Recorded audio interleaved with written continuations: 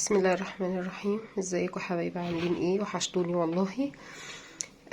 انا جايه اقول لكم اكله اقتصاديه جدا جدا جدا، يعني اللي مش متوفر في بيته اي لحوم او اي حاجه ومن بيحب المكرونه، يعني نغير في طريقتها شويه عن التسبيكه واللي هي مرشوش عليها صلصه او اللي هي بالبشاميل.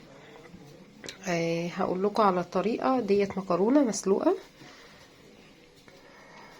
دي مكرونه مسلوقه سلقه عاديه خالص، ميه ومعلقتين ملح ومعلقه زيت، وهي مسلوقه طبعا سلقها مفيهوش اي حاجه. وحاطين حله على النار. هنقول لكم بقى نحط فيها ايه. هروح على الحله وهرجع له.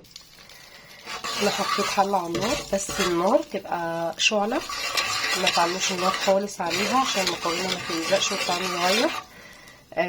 حطيت 3 معالق زيت او 4 معالق زيت كبار، حسب. لو عامله نص كيلو معلقتين زيت، عامله كيلو 4 معالق، انا عامله كيلو.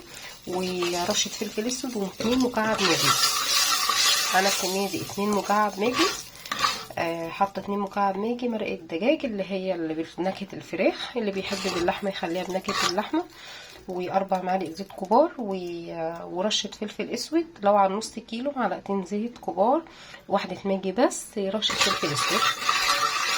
وهننزل على الخلطه دي بالمكرونه. هجيب المكرونه واجي. انا كده نزلت بالمكرونه. هنقلب بقى، لان طبعا الخلطه تحت كده زي ما انتوا شفتوا. شربوا المكرونه كلها منها. بسم الله الرحمن الرحيم.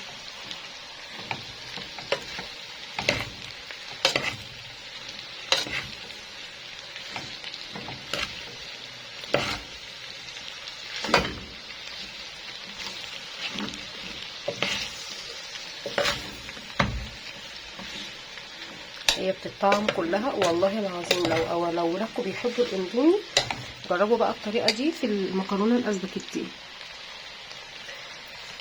بتبقى تحفه، كانك بتاكلي اندومي واحلى كمان.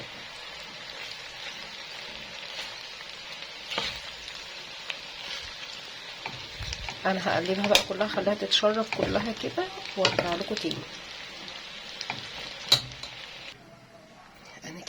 انا كده قلبت المكرونه كلها، وهي كده اتطعمت منها. طعمها والله يا جماعه جربوها وحياه ربنا هتعجبكم جدا. طعمها تحفه. ولو اطفالك فعلا بيحبوا ياكلوا اندومي، بلاش يا جماعه الاندومي بتاع الشارع. انا بعمل لاولادي كده، بجيب لهم المكرونه الاسباجيتي وبسلقها لهم وبعملها لهم كده. مش حابه تعملها لهم كده او بيحبوا ارش لهم عليهم واحده ماجي سليمه، بس بالطريقه دي طعمها تحفه. تتاكل كده لوحدها. انا ولادي بيحبوها قوي بالطريقه دي.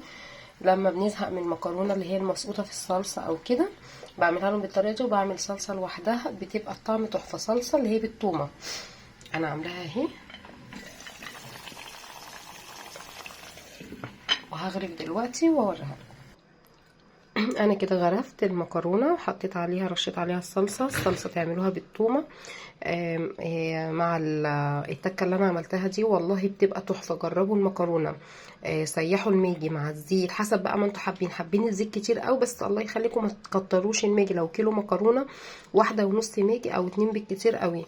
نص كيلو مكرونه، 1 ماجي بس. اللي حابب الزيت ده حسب الرغبه، حبيبها كتير قوي بتلمع، بس انا لا، ما بحبش ان هي الزيت يبقى كتير قوي فيها.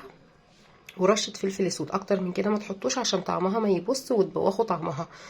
وترشوا عليها الصلصه. اعملوها بالثومه، بيبقى طعمها تحفه. واللي حابب ياكلها كده زي الاندومي والله بتبقى طعمها دمار. لو عجبتكم ما تنسوش بقى الاشتراك ولايك وتعليق حلو. لو في اي استفسار اكتبوا لي في الكومنتات، بس بالله عليكم ما تنسوش ان انتوا تشتركوا في قناتي. يلا، ولا اله الا الله، بالهنا والشفا. باي باي.